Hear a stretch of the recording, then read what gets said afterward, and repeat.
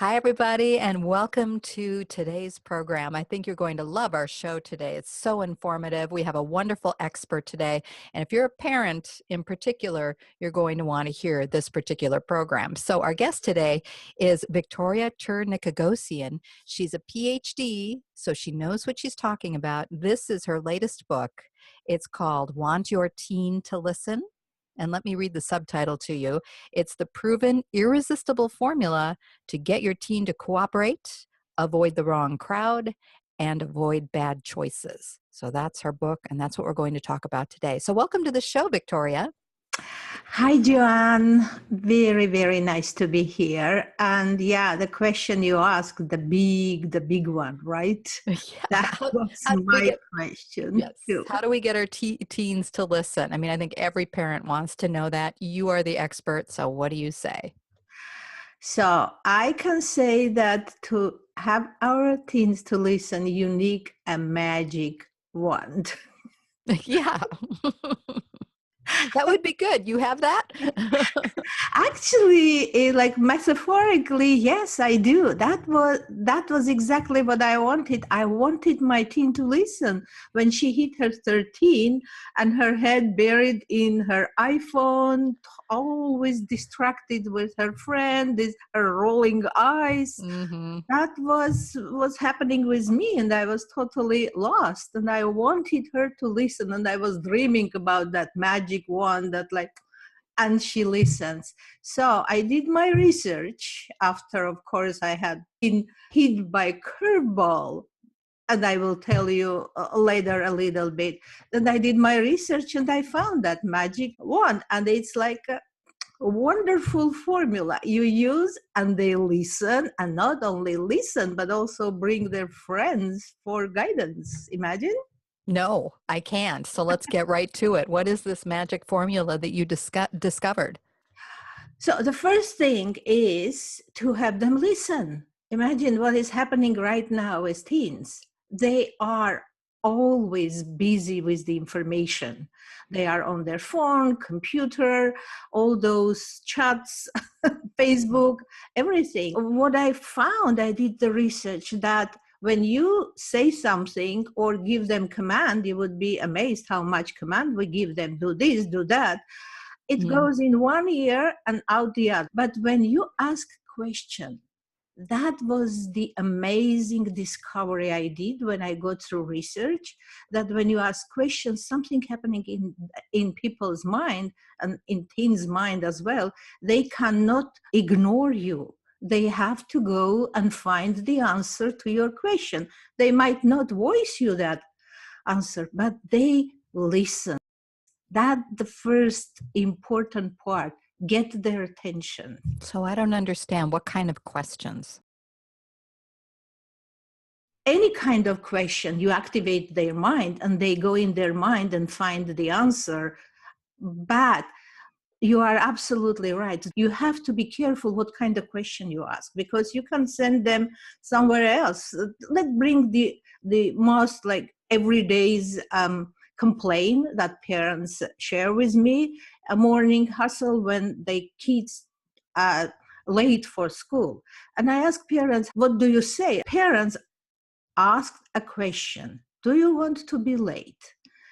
That's a question. They activate their mind. And what kind of picture they created in their mind? To be late.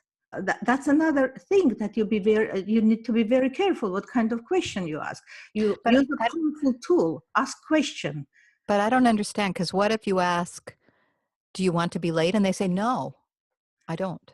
Yeah, That doesn't. but what we think with picture, what kind of picture you created in their mind. Think about our pictures in our mind like as a GPS destination.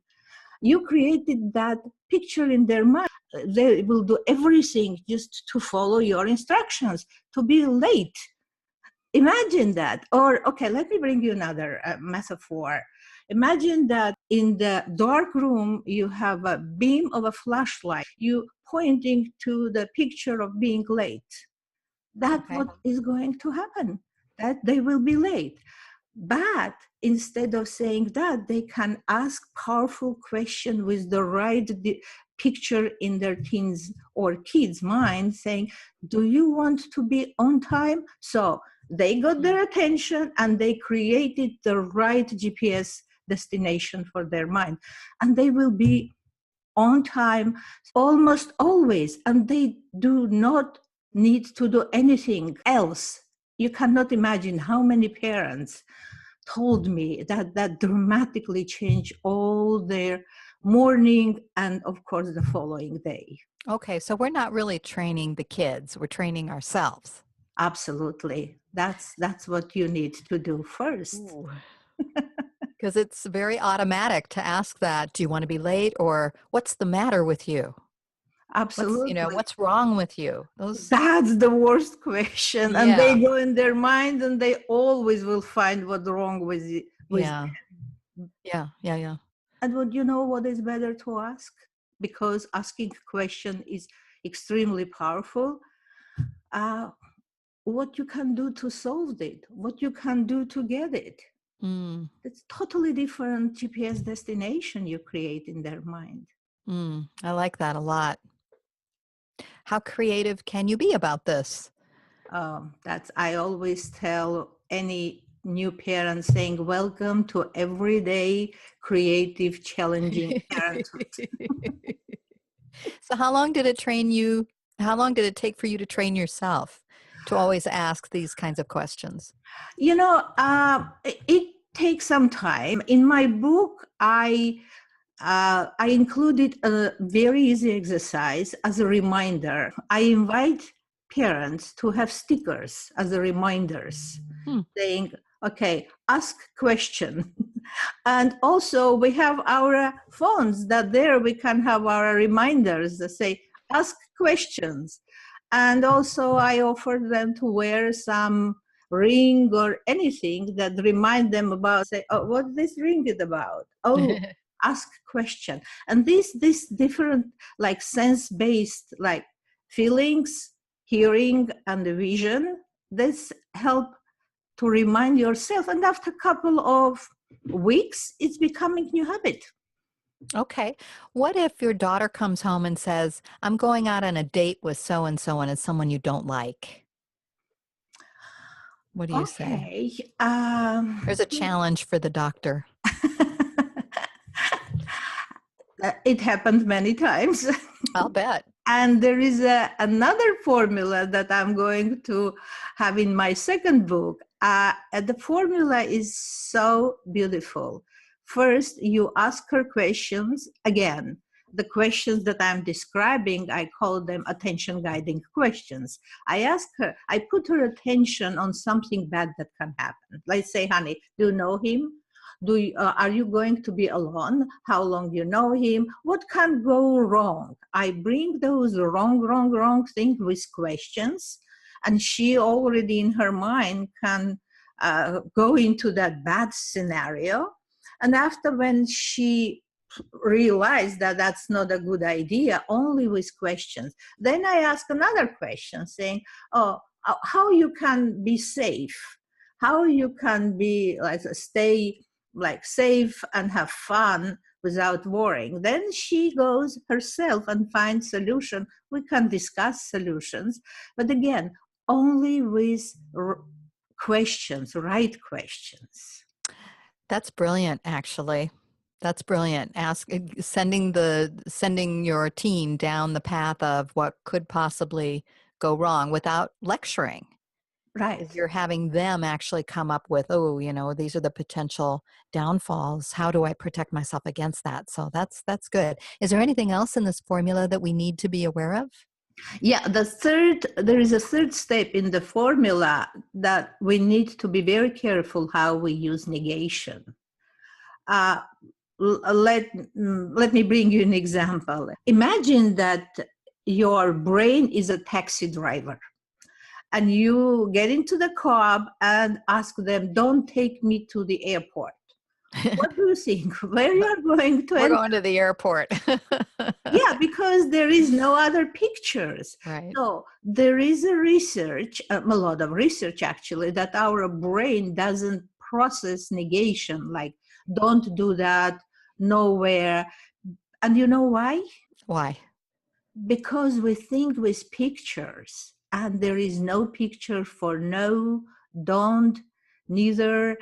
In my book, the fifth chapter is devoted to research how that negation works and what to avoid, because you have to avoid that.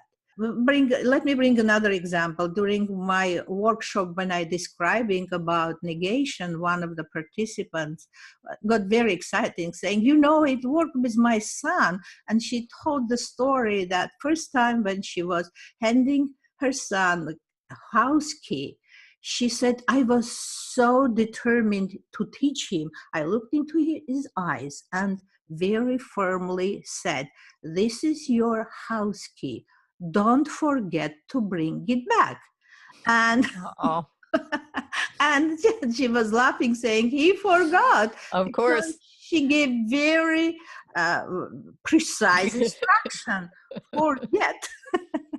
So it's a little exaggeration, of course. We don't process negation under stress or under time pressure.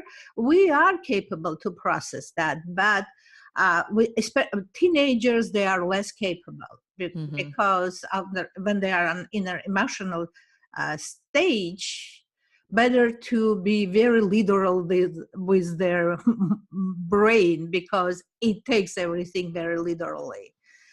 Got it. That's very good advice. So, is there anything else? Want Your Teen to Listen is the name of your book. Is there anything else, any last final words you'd like to share that's important for our viewers to hear? I think I said all. Just be careful. Instead of statement and command, ask question, which is extremely respectful. At Mhm. the same time, help them to grow and be responsible for their actions. Ask questions and take them through the bad scenarios to good scenarios. Well, Victoria, we really appreciate your time today and your wise, wise advice. I can see where this can make huge changes for teens and for parents everywhere. So thanks for being on the show today. Oh, my pleasure. I'm always happy to share what I discover. Thank Great. you.